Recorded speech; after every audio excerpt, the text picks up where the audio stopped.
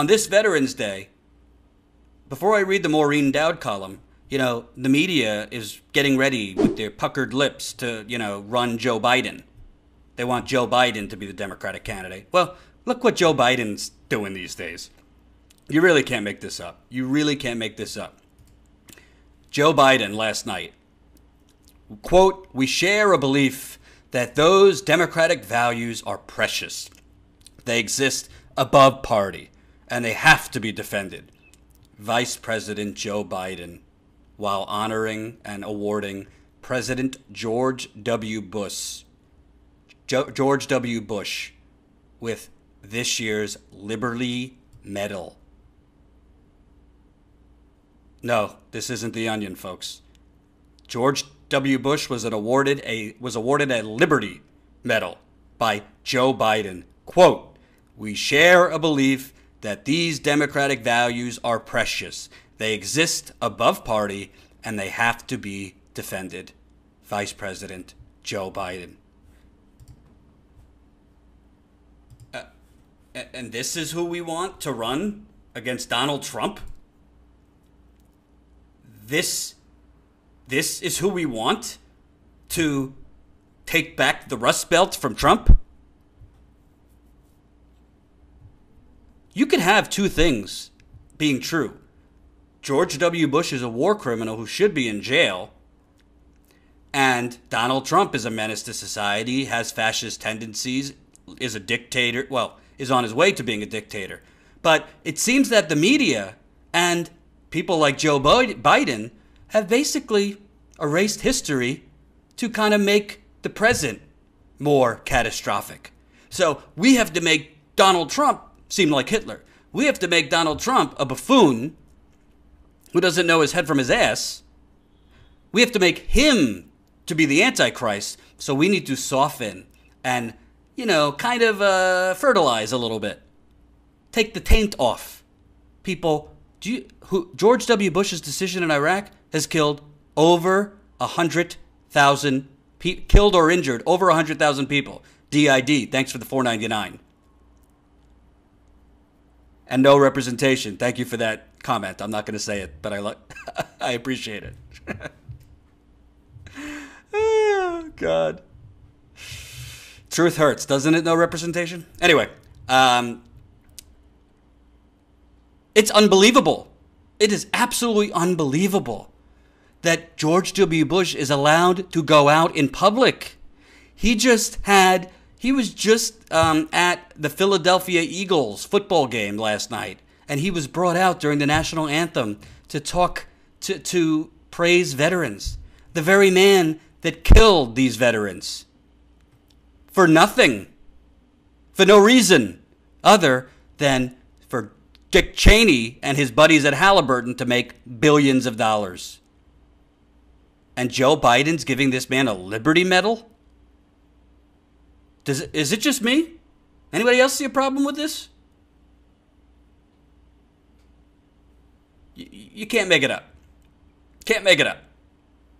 Johnny Nice, 2020 is going to see record censorship and alternative media suppression. It's going to be a free speech bloodbath, not on our watch.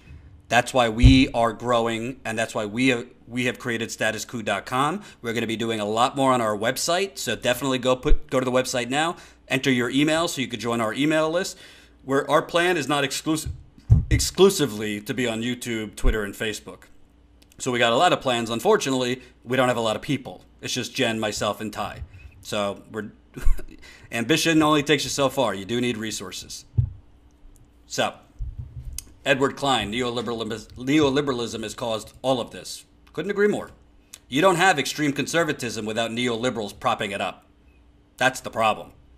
Extreme conservatism can be defeated if you actually have a real opposition party that stands for something and actually gives the people what they want. The country overwhelmingly supports progressive policies. The problem is we have neoliberals cock-blocking those progressive policies.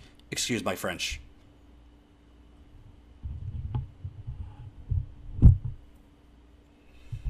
So I want to read this story. I never thought I'd say these words from Maureen Dowd, who I think is pretty establishment.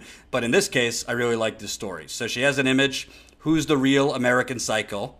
And she has an image of Dick Cheney, played by Christian Bale, which is, I think that movie is coming up in December.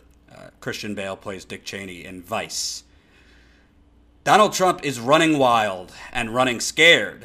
Again, this is Maureen Dowd with the New York Times. He's such a menace that it's tempting to cheer any vituperative critic, never heard that word, vituperative critic, and grab any handy truncheon. But villainizing Trump should not entail sanitizing other malefactors. And we should acknowledge that the president is right on one point. For neocons, journalists, authors, political hacks, and pundits, there is a financial incentive to demonize the president, not to mention an instant halo effect. Only Trump could get the pussy hat crowd to Times Square to protest Jeff Sessions' firing. That's so true.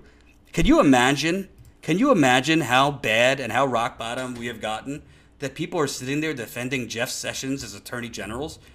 Jeff Sessions literally could, if you didn't know who he was and you just listened to his voice and some of the things he said, sounds like a man in the KKK. But we hate Trump so much that we're going to go protest because Jeff Sessions has been removed. I don't agree that Trump is putting in one of his boys in there to basically stop the Mueller investigation and water it down. I don't agree with that. But let's pretend that Jeff Sessions is so great. Ugh. So, we make the president the devil's spawn, and he makes us the enemy of the people, and everybody wins. Or do they? To what extent is lucrative Trump hysteria warping our discourse? Well, I've been saying this for many years, but yes. Trump may not be sweaty and swarthy, but he makes a good bad guy. As with Nixon and Watergate, the correct moral response and the lavish ruminative rewards neatly dovetail. Even for Washington, the capital of do-overs and the soulless swamp, where horrendous mistakes never prevent you from cashing in and getting another security clearance, this is a repellent spectacle. War criminals turned liberal heroes are festooned with book and TV contracts, podcasts, and op-ed purchases. Those who sold us the cakewalk Iraq War and the outrageously unprepared Sarah Palin and torture as enhanced interrogation.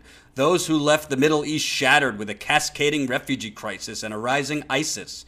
And those who midwifed the birth of the Tea Party are washing away their sins in a basin of Trump hate. The very same Republicans who eroded America's moral authority in the 2000s are staggeringly being treated as the new guardians of moral authority. They bellow that Trump is a blight on democracy. But where were these patriots when the Bush administration was deceiving us with a cooked-up war in Iraq? Michelle Obama has written in her memoir that she will never forgive Trump for pushing the birther movement. Yet the Pygmalions of Palin, who backed Trump on their birther filth, are now amongst the most celebrated voices in Michelle's party. The architects and enablers of the Iraq War and Abu Ghraib are still being listened to on foreign policy, both inside the administration, John Bolton and Gina Haspel, and out. Never Trumper Elliot Cohen wrote the Washington Post op-ed after the election telling conservatives not to work for Trump. Max Boot, who urged an invasion of Iraq whether or not Saddam was involved in 9/11, is now a CNN analyst, Post columnist, and the author of a new book bashing Trump. John Yoo, who wrote the unconstitutional torture memo, is suddenly concerned that Trump's appointment of his ghastly acting attorney general is unconstitutional. I mean, she left out Bill Kristol, David Frum being lionized as leaders and liberal champions of the resistance, but whatever, we'll take what we can get. MSNBC is awash in nostalgia for Ronald Reagan and W. So it's a good moment for Adam McKay, the inventive director of The Big Short, to enter the debate with a movie that raises the question, is insidious destruction of our democracy by a bureaucratic samurai with the soothing voice of a boys' school headmaster even more dangerous than a self-destructive buffoon ripping up our values in plain sight? What she's referring to there is Cheney more dangerous or someone like Trump? How do you like your norms broken? Over Twitter or in a torture memo? By a tin pot demagogue stomping on checks and balances he can't even fathom? Or a shadowy authoritarian expertly and quietly dismantling checks and balances he knows are sacred? McKay grappled with the W. Cheney debacle in 2009 when he co-wrote a black comedy with Will Ferrell called You're Welcome, America, A Final Night with George Bush. That was absolutely hysterical. In the Broadway hit, Farrell's W dismissed waterboarding as a bliss spot treatment and confided that he had once discovered Cheney locked in an embrace with a giant goat devil in a room full of pentagrams. When McKay was home with the flu 3 years ago, he grabbed a book and began reading up on Cheney. He ended up writing and directing Vice, a film that uses real-life imagery, witty cinematic asides, and cultural touchstones to explore the irreparable damage Cheney did to the planet, and how his blunders and plunders led to many of our current crises. With an echo of his Batman growl, Christian Bale brilliantly shapeshifts into another American Psycho, the lumbering, scheming vice president who easily manipulates the naive and insecure W, deliciously played by Sam Rockwell. While W strives to impress his father, Cheney strives to impress his wife, Lynn, commandingly played by Amy Adams. Before we had Trump's swarm of blood-sucking lobbyists gutting government regulations from within, we had Cheney's. Before Trump brazenly used the White House to boost his brand, we had Cheney wallowing in emoluments. He let his energy industry pals shape energy policy. He pushed to invade Iraq, giving no-bid contracts to his former employer, Halliburton, and helping his big oil cronies reap the spoils in Iraq. The movie opens at Christmas, but it's no sugary Hallmark fable. It's a harrowing cautionary tale showing that democracy could be sabotaged even more diabolically by a trusted insider respected by most of the press than by a clownish outsider disdained by most of the press. After screening Vice, I asked McKay which of our two right-wing dementors was worse, Cheney or Trump. Here's the question, he said. Would you rather have a professional assassin after you or a frothing maniac with a meat cleaver? I'd rather have a maniac with a meat cleaver after me, so I think Cheney is way worse. And also, if you look at the body count, more than 600,000 people died in Iraq. Not even close, right? That is Maureen Dowd. I thought it was a great piece. I thought it was pretty important to show you that on Veterans Day, on top of Joe Biden giving Liberty Awards to George W. Bush, which is, I mean, what do you say? What do you say?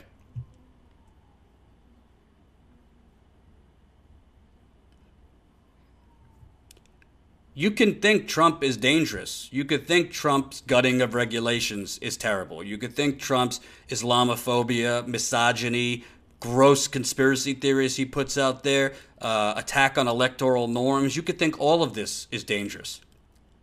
But it's an insult to people, A, who died. It's an insult to the living victims, which are the families of these soldiers in Iraq. And it's an insult to historical accuracy to pretend that these people, like Cheney and Bush and Bill Kristol and David Frum and Max Boot and Elliot Engel, and I could go on and on and on, are like just, part of the conversation now. Just normal.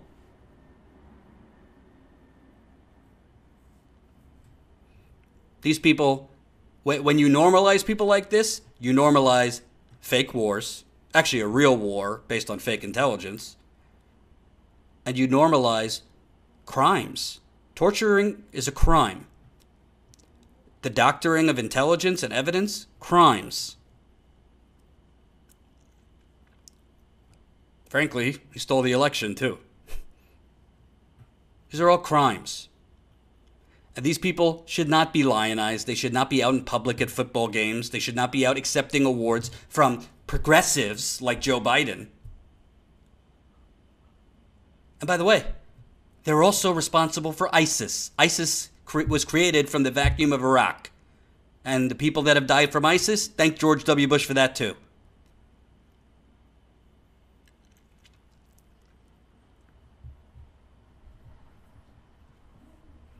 So remember this, when the media props up Joe Biden and, will Biden run, will he not? I think he is going to run, unfortunately. Remember who he thinks we should be bipartisan with, who he thinks, let's push away the ideology and let's recognize these great Americans who launched us into catastrophic wars based on bullshit, who stand there next to veterans pretending they care when they didn't care when they were sending those veterans into war based on no evidence, based on no intelligence, based on trying to basically finish what his father started. poppy bush in the first Gulf War.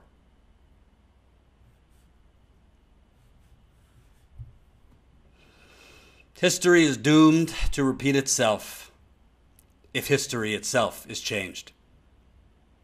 If history itself is redacted. If history itself is altered. If the real villains are made into heroes.